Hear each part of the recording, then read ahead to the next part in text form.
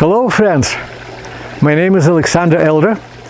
I am a full-time professional trader in the United States, and I also wrote a book that you've probably seen, The New Trading for a Living. It was published in Japan by FPO.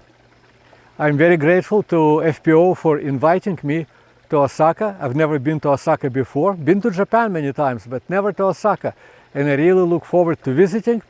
And of course, my main purpose is to teach a class for you. I understand that we will have two different groups of people in the class. Some will be very beginners. Perhaps you recently opened a retirement account and you want to design a system for long-term management. Careful things to do and dangerous things to avoid.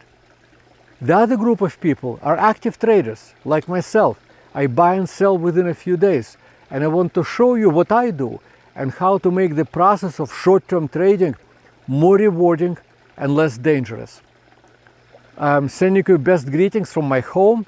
I live here, I trade here, but I look forward to getting on a plane, flying to Osaka, seeing you face to face, and my goal is to help you become a better trader on your way out of the room than you were coming in.